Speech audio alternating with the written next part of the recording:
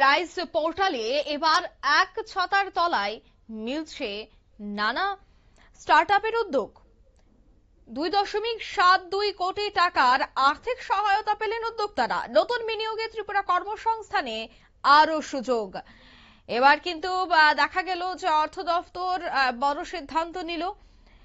Tripura startup এবং উদ্ভাবনী উদ্যোগকে আরো শক্তিশালী করতে বড় পদক্ষেপ। আগরতলা প্রজ্ঞা ভবন অনুষ্ঠিত হলো building A unicorn in Tripura.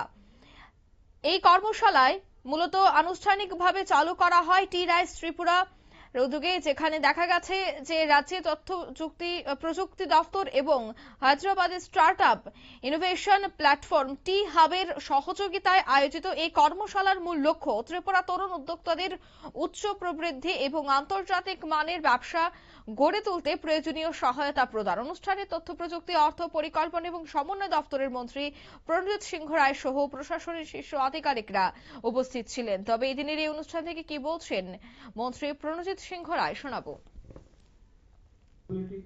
And easy of doing business.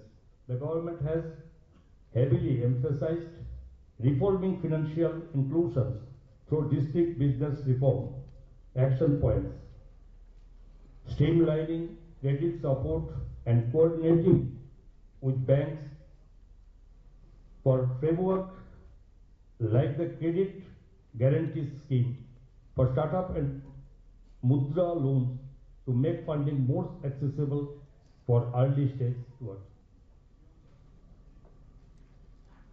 Tri-Nexus, a disaster connectivity initiatives will connect professionals and experts with startups in the state for mentorship, networking, and great opportunities.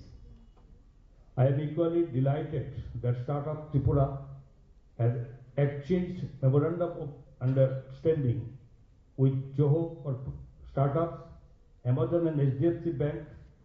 These partnerships will provide startup access to business technology, digital market opportunities, banking and financial services required to take their ventures forward.